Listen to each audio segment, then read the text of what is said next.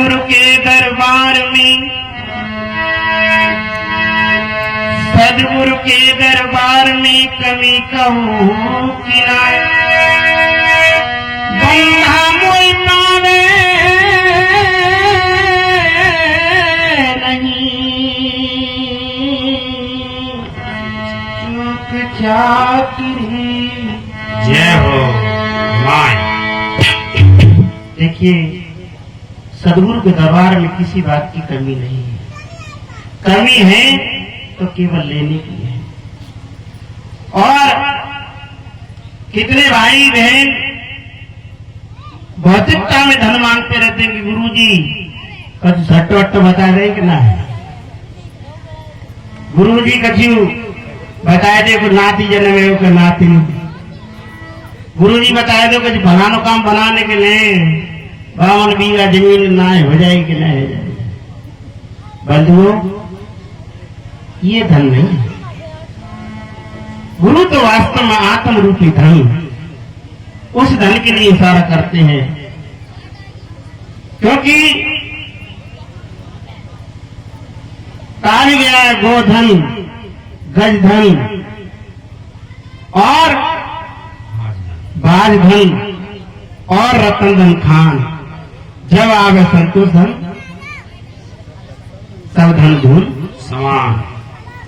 जब संतोष आ जाता है तो सब धूल के समान लगता है। कितने भाई बहन कहते हैं महाराज हमें नींद नहीं आती, मैंने कि सोचते रहते होंगे, ज्यादा चिंतन चलता रहता होगा इसलिए नींद नहीं आती है। सोचना बंद कर दो, नींद आ जाएगी। तो महाराज करें का यही तो बीमारी है जी, ना हट गई। बंधुओं, विचार करें, जब छोटे थे, बचपन था, तब क्या सोच रहे थे? कोई चिंता थी? कोई फिक्र थी? लेकिन जैसे जैसे जैसे जैसे संसारी हवा लगी और इतनी जोर से आपको चिंताएं भी बढ़ गई। तो आइए गुरु वंदना करते हुए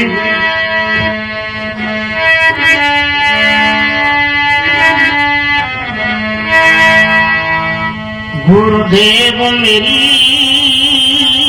नैया उस पार लगा देना,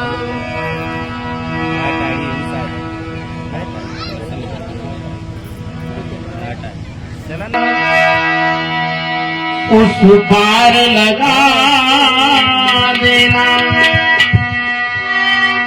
अब तक तो निभाया है, आगे भी निभा देना। गुरुदेव मेरी नैया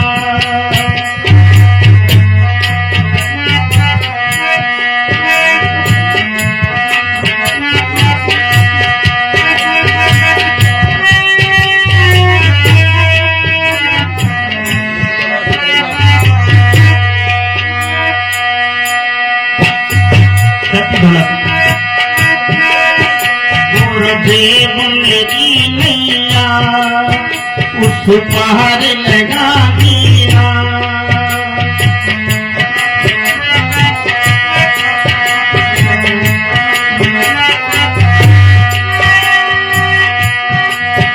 अब तक तो निभाया है, आगे भी निभा देना।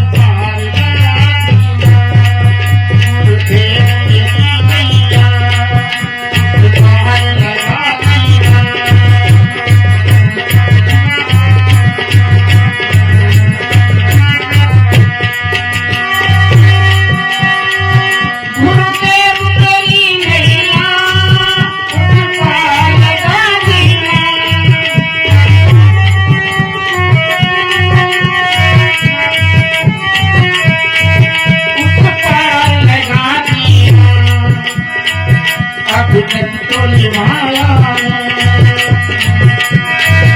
अब तक तो निभाया है, आगे भी निभा देना, उस पार लगाना, तुझे निभाया।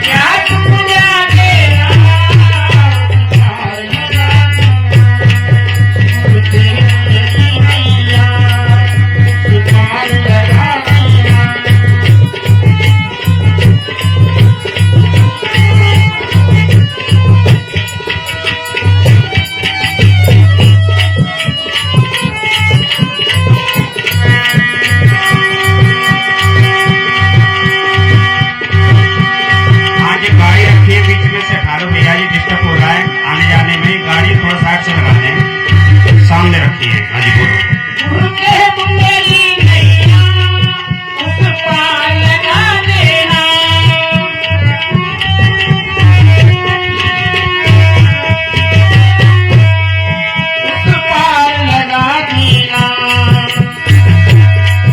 अब तक तो निभाया है, अब तक तो निभाया है, आगे भी निभा देना, उस पार लगा देना, तुझे मेरी मैया।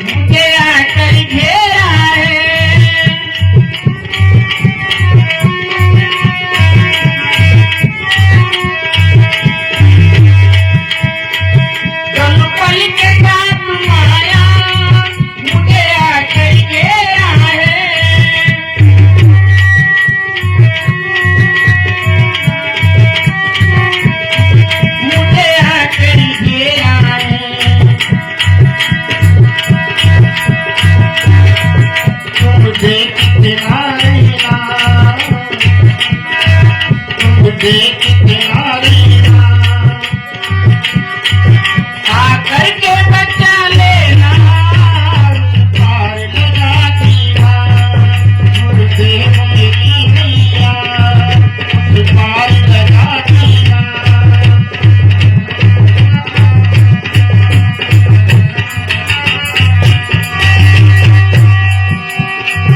गुरुदेव मेरी मैया, उस पार लगा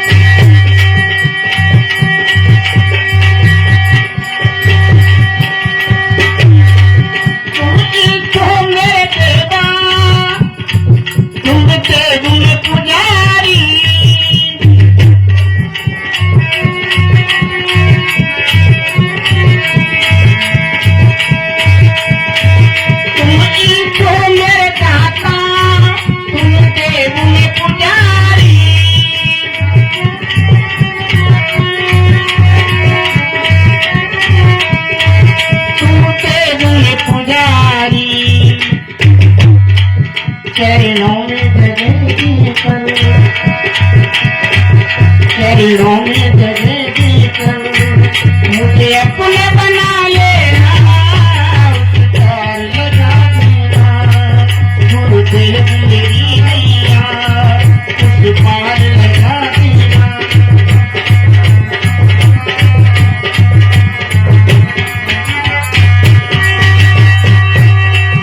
गुरुदेव मेरी नैया उस पार लगा देना।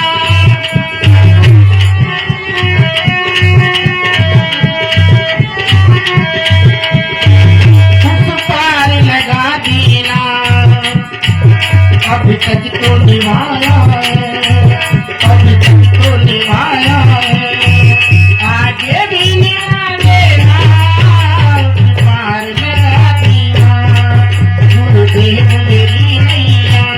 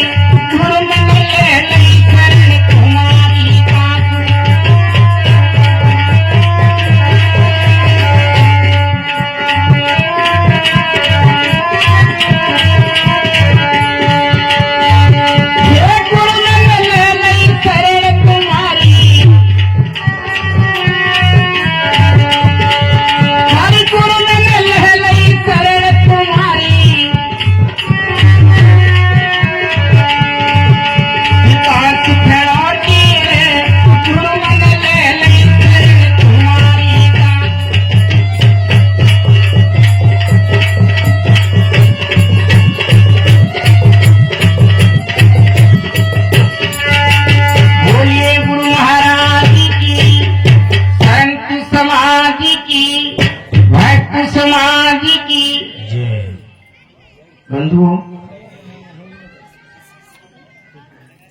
सदगुरु कहते हैं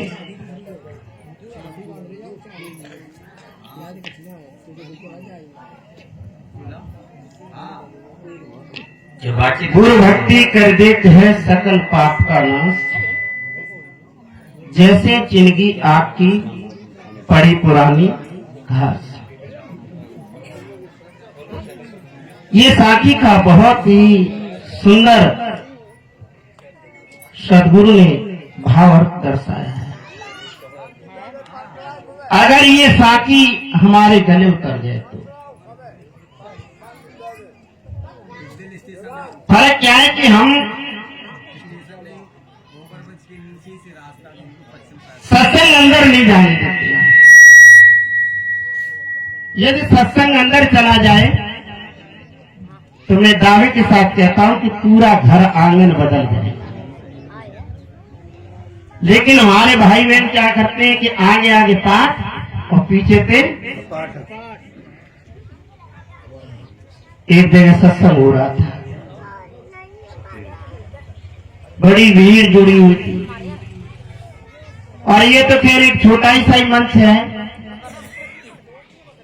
लेकिन जहां लाखों लाखों की भीड़ होती है वहां भीड़ की भीड़ जाती है बड़ी श्रद्धा के साथ और वहां सेवा करती है। लेकिन उसके पश्चात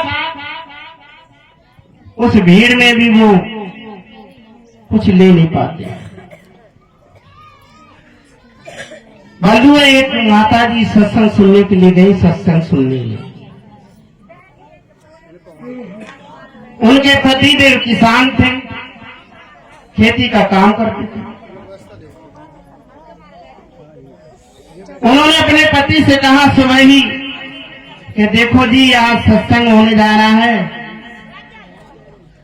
और मैं सत्संग में जाऊंगी। उन्होंने कहा ठीक है देवी जी चली जाना, लेकिन बच्चों के लिए खाना पीना बना करके आप चले जाना। क्या आप नहीं चलोगी? उन्होंने कहा देखो खेत में बहुत काम है, तो मैं खेत में काम कर लूंगा और शाम को जब आप आ जाएंगे सत्संग में से, तो शाम को जब खाना पीना खा करके और तुम मुझे सुना देना, तो आम के आम गुठलियों के दाम हो जाए, क्योंकि घर का काम भी नहीं बिगड़ेगा और मुझे भी गुरु महाराज की बातें सुनने के लिए मिल जाएंगी। देवी ने कहा ठीक है। बधुआ देवी जी तो चली गई सत्संग सुनने, और पति महाराज बिल बेचारे चले गए खेत में, अपने लड़ाई उड़ाई करते रहे। यहाँ पे भी मैं देख रहा हूं काफी भाई बहन तो ताश जुआ पत्ते में लगे और कुछ भी काम नहीं है उनके पास, लेकिन अच्छी जगह जाने के लिए समय नहीं। बंधुओं, देवी जी जब सत्संग सुनने के लिए गई और पति महाराज खेतों में काम कर रहे थे, सत्संग खत्म हुआ। सत्संग में बड़ी सुंदर सुंदर बातें सुनाई कि देखिए सबसे उत्तम काम है सेवा करना। पहला काम क्या है? सेवा करना। और दूसरा काम है अपने परिवार को बढ़िया अच्छा खाना खिलाना। तीसरा काम है अपने पति की आज्ञा का पालन करना। माइक बिगड़ गया। बंधुओं, सत्संग समापन हो गया। देवी जी सत्संग सुनने के बाद प्रसाद वितरण हुआ। प्रसाद लेकर के घर आई। इधर शाम को पति महाराज घर पे आए। बंधुओं, उन्होंने पानी पिया और जब चारपाई में लेटे थे और लेटते समय पति देव ने कहा, देवी जी सत्संग सुने आई? उन्होंने कहा, हाँ पति देव, मैं सत्संग सुना है। क्या? अच्छा ये बताओ सत्संग कैसा हुआ? पत्नी ने कहा कि सत्संग इतना बढ़िया हुआ, इतना बढ़िया कि क्या बताऊं कि सत्संग तो मेरा आने का मन ही नहीं हो रहा। पति देव ने कहा, तो ठीक है आप लौटिए, ये अच्छी बात है। बंधुओं, पति ने कहा, अच्छा ये बताओ सत्संग में क्या सुनाया? उन्होंने कहा, देखो सबसे पहले काम गुरु महाराज ने बताया कि सेवा करना। अच्छा दूसरा बताया कि अपने घर आंगन को साफ सफाई रखना। और तीसरा काम ये था कि बढ़िया भोजन अपने खाए और बच्चों को खिलाए, अपने पति को खिलाए।